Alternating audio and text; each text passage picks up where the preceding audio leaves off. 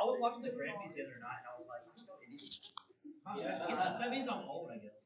I don't know. So what? I tuned in for like 5 minutes, and I was like, I literally don't know any of these people.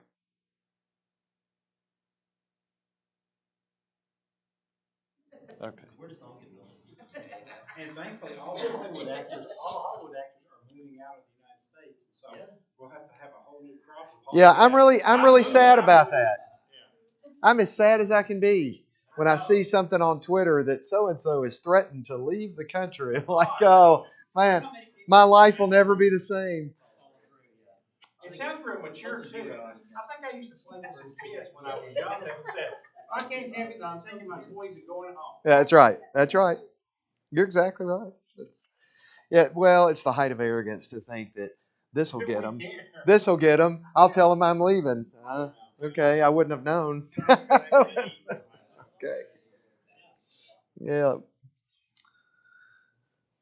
Okay. So, left off in Mark chapter 2. There's Daryl.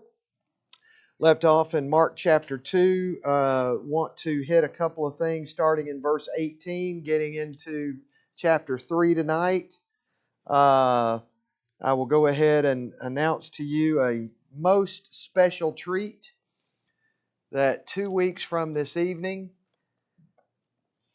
backed by popular demand, get your tickets early.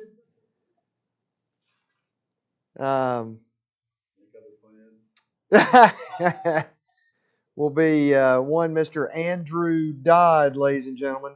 Andrew Dodd will be teaching on the 19th, 2 weeks from tonight, and you will want to bring a friend. So that's good news. Mark chapter 2, beginning in verse 18,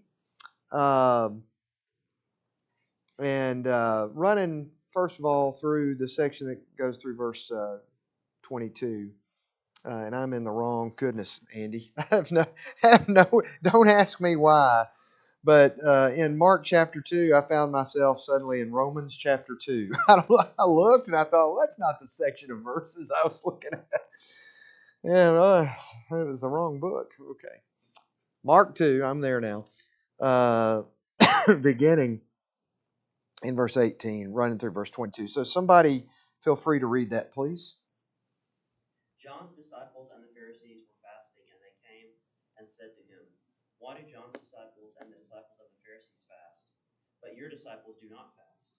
And Jesus said to them, "While the bridegroom is with them, the attendants of the bridegroom cannot fast, can they? So long as they have the bridegroom with them, they cannot fast. But the days will come when the bridegroom is taken away from them, and then they will fast in that day. No one sews a patch of unshrunk cloth on an old garment. Otherwise, the patch pulls away from it the new from the old, and a worse tear results. No one puts new wine into old wineskins. Otherwise, the wine will burst the skins, and the wine is lost, and the skins as well. But one puts new wine into fresh wineskins." Okay. So I want to just have you hold your. Thank you for the reading. I want to have you hold the place right there. Go back to Matthew chapter 17 for a second. Matthew 17. And the section that begins in, we're not going to read the whole section, but a boy is healed in this section, verses 14 through 21. Matthew 17, 14 through 21. And in this section, in the section that Barry just read, you've got a question about fasting. We'll go back to Matthew 17, and in this section, verses 14 through 21, you have one coming in verse 15. My son, he's an epileptic. We brought him to your disciples, but they could not cure him. Jesus speaks in verse 17, says, "Bring him here to me," as he wraps up verse 17. He rebuked the demon. Verse 18, he comes out of him. The disciples in verse 19 asked Jesus how come they could not do it. Jesus says, "Because of your unbelief. For assuredly I say to you, if you have faith as a mustard seed, you'll be able to say to this mountain, move from here to there, and it will move, Nothing will be impossible for you. However, this kind does not go out except by prayer and fasting. Go back to Mark chapter 2 and go back to that section that Barry read in verses 18 through 22. Okay? So I want you to look at verse 18, the close of verse 18. The question is, why do the disciples of John and the Pharisees fast, but your disciples do not fast? Okay, well, the reason I took us back to chapter 17 of Matthew was I just wanted one easy example to the Lord is not opposed to their fasting. The Lord was not opposed to fasting. Okay? He was familiar with it. It was customary. He understood it. He was not against it. He called for it in the Matthew 17 example and would elsewhere. It is not as if the Lord was anti-fast. What He is the proper understanding of fasting, purpose, why, and practical faith in it. So, by the time you get to verse 21, well, let's go 19 and 20. 19 and 20. Can the friends of the bridegroom fast while the bridegroom's with them? Now, who's the bridegroom? Right. As long as they have the bridegroom with them, they cannot fast. Now, what's he referencing there? He's not referencing the idea of it's not possible. We're like, well, why would it not be possible? He's referencing something else. What's he referencing? The purpose and the occasion of fasting was crucial understanding. There's a tendency to focus on the aesthetic things. That you could go as far as like self-mutilation. Now, when you talk about mourning, grief, difficulty in waiting, fear, all these things that could come about that where somebody would almost do themselves harm in this type of period. Gripped, emotional. What can you not do while you're in that situation? You can't take advantage of another situation. We make comments often about the short amount of time that Jesus was here. 36 months ministry. Ish. Slightly maybe over. And you don't have to get past 40 necessarily to understand how fast that is, how quickly time moves. Jesus is speaking of urgency. When he gets down to verse 19 and 20, he's saying there's coming a time for that. But that time's not now. Who are these guys going to have to be? What are these people going to have to do? Well, when we think about their purpose, you think of the 12, for example, you're talking about those that would have to lead the greatest work on earth. Have to be the establishment, if you will, in terms of its leadership, not its head, but its leadership in the early church. He's got a certain amount of time with them, and they've got to spend their time understanding their opportunity with Him. There's a time coming. Ecclesiastes 3, time for everything. Jesus knew that first. There'd be a time, but Jesus also knew what time it was, not only in His ministry, but what that meant for everybody else. So there was a purpose for the occasion of fasting, and it wasn't just any time. The Pharisees were about form and formalism. And you do this. Let me give you an example of what I'm talking about. We all understand that the Pharisees were great with a checklist. You kind of get you see them, you study them, you got the feeling that they all walked around with it. Like you get up in the morning and you put on your Pharisaical robes and okay, have I got my check? Like when I leave the house or start to leave the house, but you can't leave without certain things, at least your keys anyway. And you might not should leave if you're driving without your wallet because it has your license. And at some point during the day, you're going to be upset if I cannot believe I left my phone at home. So when I leave the house, knowing who she married and knowing the tendency, Jana will yell if she's at the other end of the house. She will yell, "Phone, keys, wallet," right? Phone, keys, wallet. Well, because inevitably I'm probably got two of the three. and and I'll get out and have to come back in and grab the phone, keys, wallet. And it doesn't matter. She's tried things to put things, okay, on this table by the door that I usually go out to where I park, come in, lay it right there immediately. And then it'll be there when you're going out. Great idea. But she's married to Andy. So it's not, so I may put two of them there and the third thing I can't find, or one of them there, or none of them there. Imagine the Pharisees, phone, keys, wallet, figuratively speaking, all the Pharisaical stuff, and checklist. You sort of get this picture as they deal with Jesus that they've always got okay, not just with him, but how they deal with everybody. Formalism.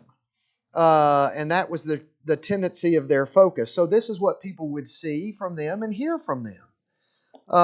And Christianity, Jesus would go about showing and teaching verbally that it was more about spirit over form. And we're not talking about what's from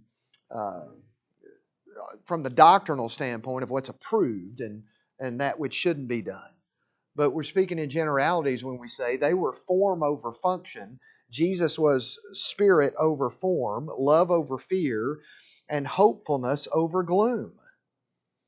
And a lot of the periods of fasting that the Pharisees were familiar with and encouraging and people were doing were about form and about all these other things. So Jesus always knew what time it was in his ministry, but he also knew what time it was for those who would have to learn from him and what the greater opportunity was. So that's a focus of this section. That's a major focus of this section.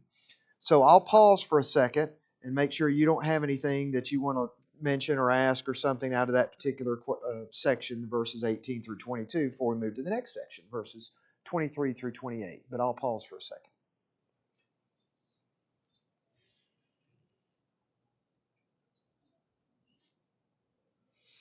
So fasting was more for mourning, that kind of thing? It as we reference sometimes the spiritual disciplines. And Richard Foster was sort of the first guy to popularize this idea in a book form and had reprinting probably multiple times after that. The Celebration of Discipline. It's a great book. I've got the book. I like the book. I recommend the book, and there are others like it. But that was kind of the trailblazer, and it's kind of the model, so to speak. And when you think about the spiritual disciplines, fasting is certainly one of them. But that was one way. It was often in a period of mourning, a period of waiting, a period of the unknown, mourning over one's sin. You think about sackcloth and ashes, that sort of thing. A similar mentality, not necessarily partnered with that. So its primary usage, I tell you what it wasn't.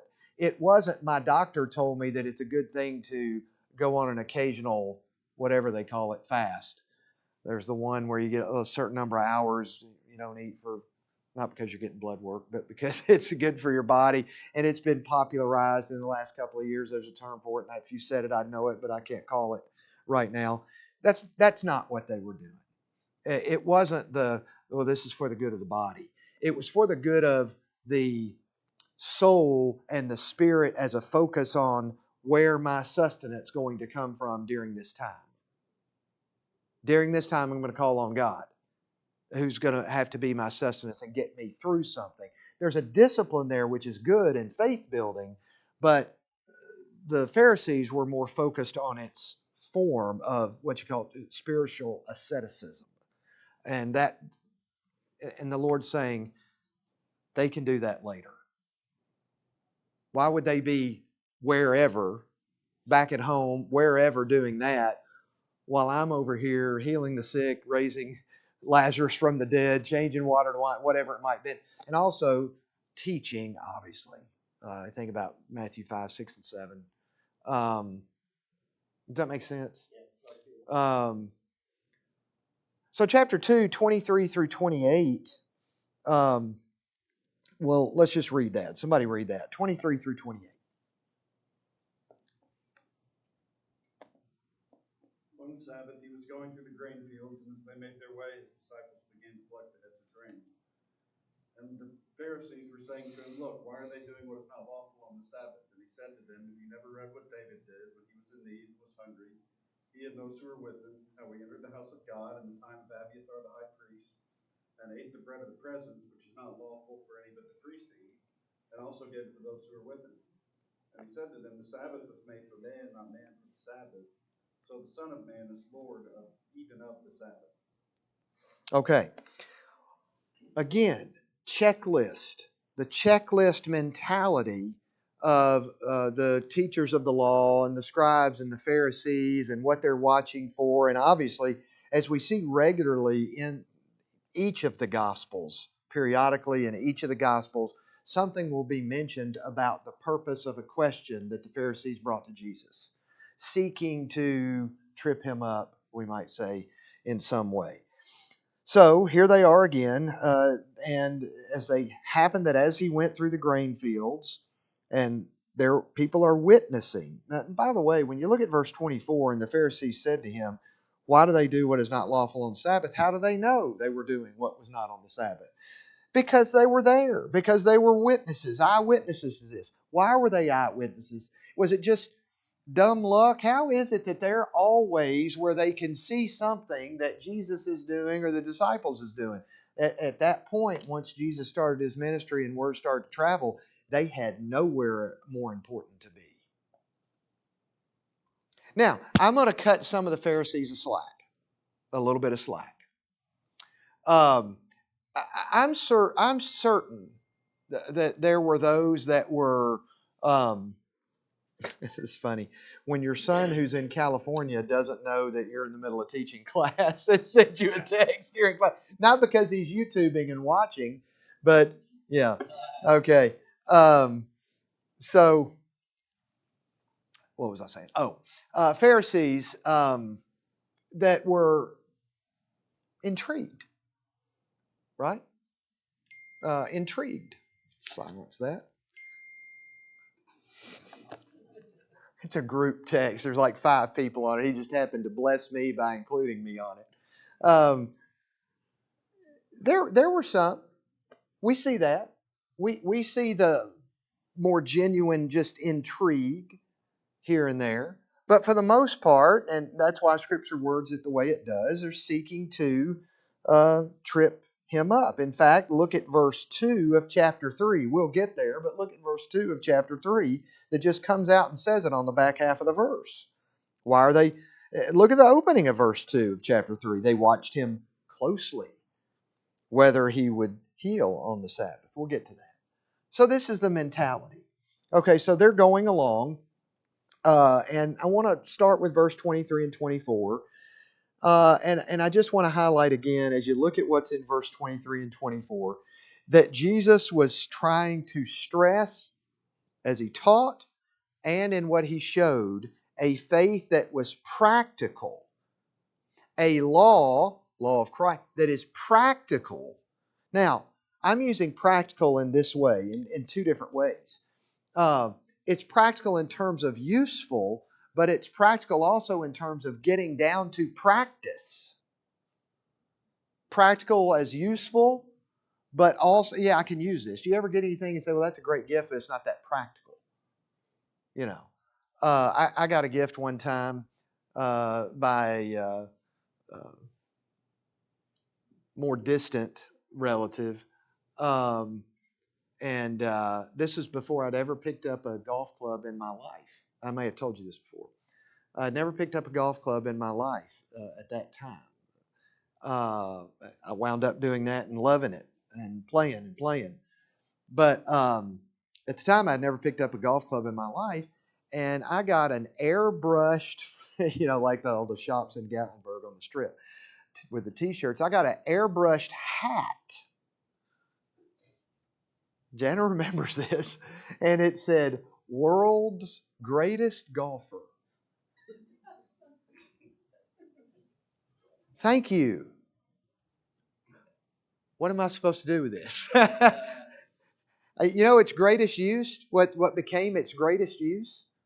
An illustration in a Bible class. I don't have it anymore. But one time I used it in a class, I picked it up and I said, I don't know what I'm supposed to do with this. That sort of thing. I'll never tell who sent it to me. But anyway, there is that which is of use. Okay, this is good. Finally, something I can use. Do you ever have a bad gift giver somewhere, a friend or a family member, and they're not great gift givers, and you appreciate it's the thought that counts, and you're like, yeah, but let me tell you about an even better thought, one that I could use.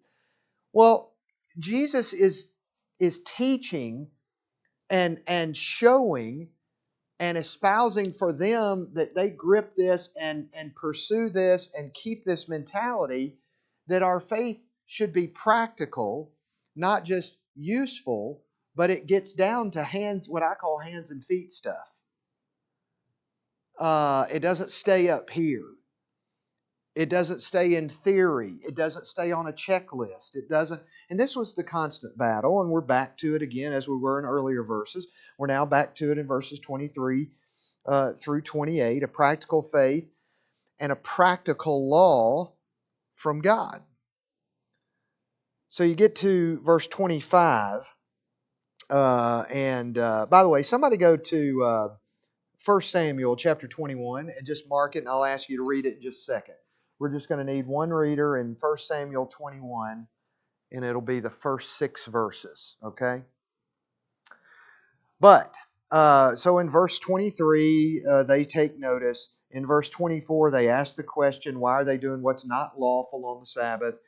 Keep in mind, the term not lawful, you ever hear, I know you have, you've heard the phrase, beauty is in the eye of the beholder. Well, the law was in the eye of each Pharisee. Because what history records is just how many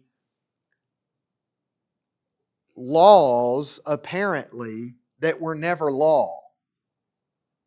How many add tos that by the time of Jesus were already there, above the actual law. Something like 100, literally, that were, And so, one of those things regarding no labor on the Sabbath, it was amazing if you read enough people from, first century times, for example, maybe a Josephus or somebody like that, you're going to read about what qualified. You can see what qualified for work that was just hideous. That's not work, but it qualified as labor.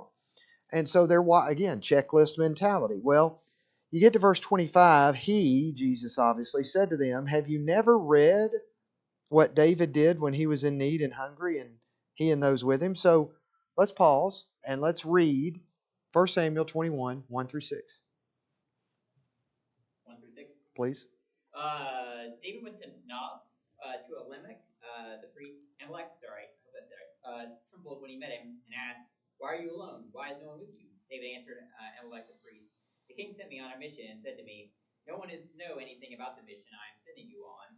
As for my men, I've told them to meet me at a certain place. Now then, what do you have on hand?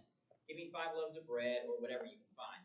But the priest answered David, I don't have any ordinary bread on hand. However, there is some consecrated bread here, provided the men have kept themselves from women. David replied, indeed, women have been kept from us as usual whenever. I set out the men's bodies are holy even on missions that they are not holy. How much more so today? So the priest gave him the consecrated bread, since there was no bread there except the bread of the presence. that had been removed from the Lord and replaced by hot bread on the day it was taken away. Okay. So when you look at verse 25, have you never read what David did when he was in need and hungry, he and those with him? How he went to the house of God in the days of Abiathar, the high priest, and ate the showbread, which is not lawful to eat except for the priest, and also gave some to those who were with him. And then Jesus is going to say to them. So first of all, it's funny, by the way, that Jesus started his response to those that are supposed to know the law better than anybody.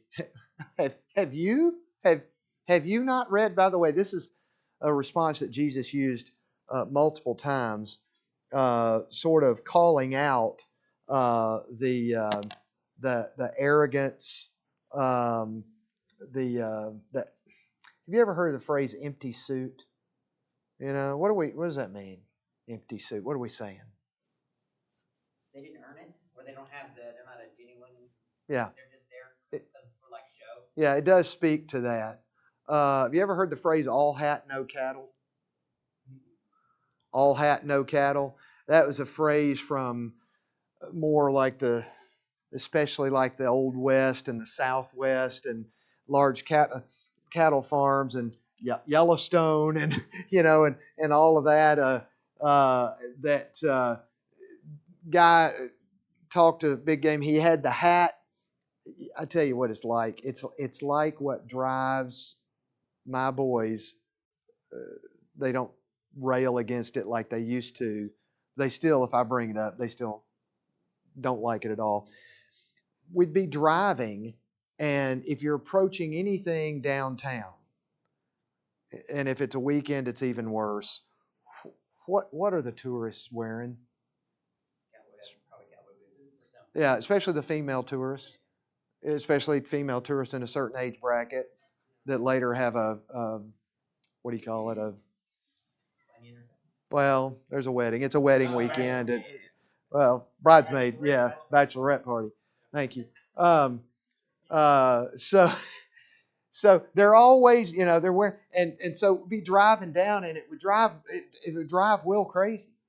And he just rolled down the window and go, "We don't dress like that here. Why do you think we all?" He would just yell at him. And he'd be 14 years old. We're like, "Roll the window up, Will.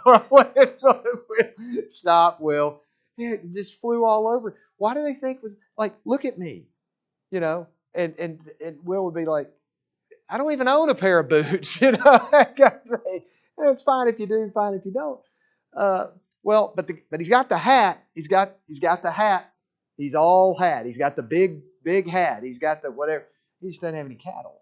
So all hat, no cattle was a similar expression. Well, Jesus really calls out the Pharisees a lot, and right here is, have you? Wait a minute, have you? You guys, you haven't read? You're going to be all hat and no cattle. Let me remind you, teachers of the law, about. So he references this in verse 25. What Jesus is speaking of in his response here, especially what you see in verses 27 and 28, he's speaking of works of necessity and mercy, especially the purpose over highlighting the Sabbath. The Sabbath was another sacred cow, as we say. It was another sacred cow. And it had become the focus rather than the real purpose. The focus of the Sabbath became the Sabbath. And that wasn't supposed to be the focus. It was given for man, for his good, but not to where he would not do good works and works of mercy. But the Pharisees began to highlight the day over purpose of people of God. And so this is the Lord's response in verses 27 and 28. So anybody in that section before we get into chapter 3? Any thoughts or comments or questions? I guess how flexible is God or is Jesus calling us to be, if that makes any sense? But I mean, particularly in relation to some of the Old Testament references we're making here, but also in terms of the old wine and new wineskins. It seems like that's a pretty wide open metaphor that you can apply flexibly.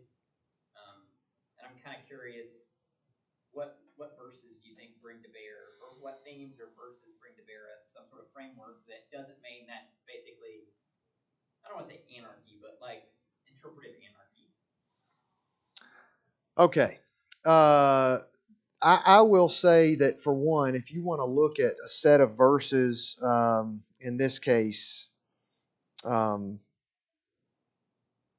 well, if you go back to the new wine and the wine skins and the patching and the old wine, it became, I don't know, maybe 15 to 20 years back now, a significant discussion among churches of Christ because of a magazine that came out called Wineskins.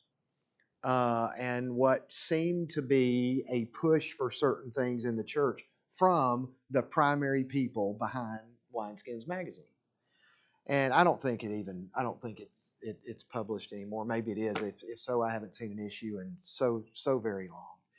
And it became a hotbed of discussion for new versus old, and what is method, and what is, no, not just method, that's God's intention, and we have to be more rigid here.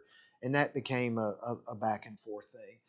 I think what Jesus is dealing right here with is more motive behind it than some of the individual things themselves. I think he's dealing right here with motive behind it. Often things that need to be understood, that things that are here need to be elevated and kept in their proper position. And in this case, the Sabbath, for example, I'll just go back to what we just went through. Sabbath had been elevated to a position it was never intended. Okay? Now, I'm going to start with passage like, he that knoweth the good to do and doeth it not, to him it is sin. I was talking with someone recently, a Christian, a lady, who was, and by her own admission, she will wrestle with not making a mistake. Okay, well, if we flesh that out a little further, so wait a minute, Andy, what are you talking about? I mean, there's some mistakes that don't need to be made. Well, sure. But she was trying to get something so perfect, and she's been trying to get this so perfect for so long. And there have been those that have been encouraging her to do this, do this, do this, do this, do this. And it's been a long time, and nothing's been done about the thing that was being discussed. And there have been many opportunities for good things to be done while searching for the perfect, or not to get something wrong. Have you ever heard the phrase, perfect is the enemy of good?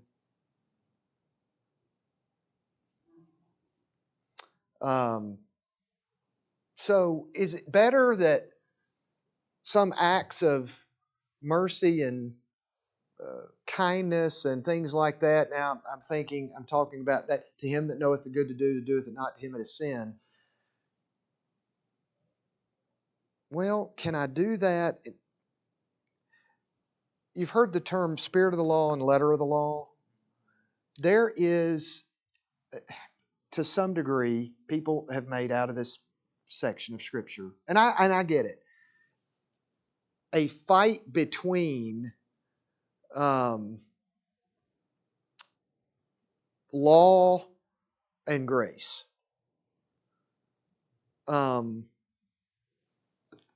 And I don't know that this is ever going to be settled in the church as to where the meaning, what qualifies for what. I really don't. So I have to be reminded personally of everything Scripture teaches on the principle of conscience. I would never violate that. I would tell somebody. In violating the God-trained, God-taught conscience, you can sin when something wasn't sinful, but you thought it would have been and chose to do it. Does that make sense? Eating a meat earlier been sacrificed to idols. So that, you could take a quarter to study that. Barry, did you have your hand? Daryl had his hand. Romans does a really good job Yeah. unpacking that. Talks about the new and the old, Mhm. fulfilling the old, and it does it's very articulate how Paul just unpacks all that. Paul would be much more articulate than Andy on that thought. That's yeah. And by the way, I want to say this about that. This idea that some things are opposed to one another.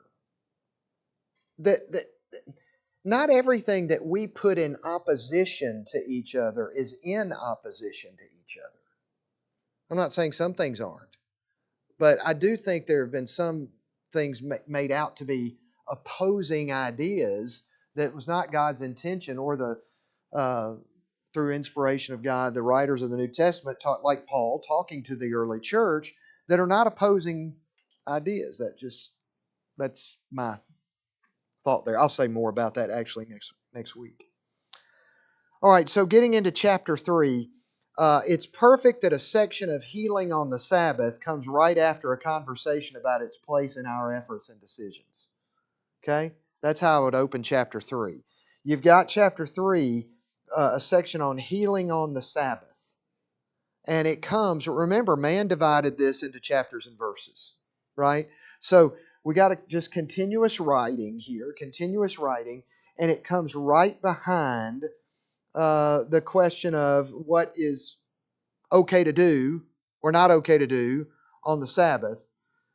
Healing on the Sabbath, coming right after a conversation about its place, the Sabbath's place in our efforts and decisions. And he entered the synagogue again, and a man was there who had a withered hand. Incidentally, I'm going to believe that he didn't come upon a man with a withered hand. Now, this is just me. I don't require, that anybody agree with me on this. I have, this is just the way I think about several individual scenes in Scripture and the Gospels.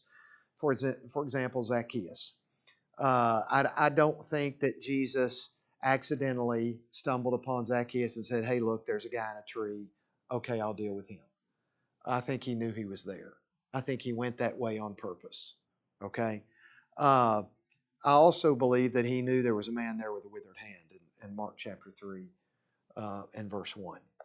So, doesn't matter, but that if that's the reason he went in there, but I do believe he knew that. So they watched him closely, whether he would heal him on the Sabbath. Oh, what an opportunity, for the Pharisees right here. What are the motives? Well, the motives are given at the close of verse 2. They might be able to accuse him. Constant motive. Verse 3, he said to the man who had the withered hand, "Step forward." Why? Why do you think he said to the man with the withered hand, "Step forward"?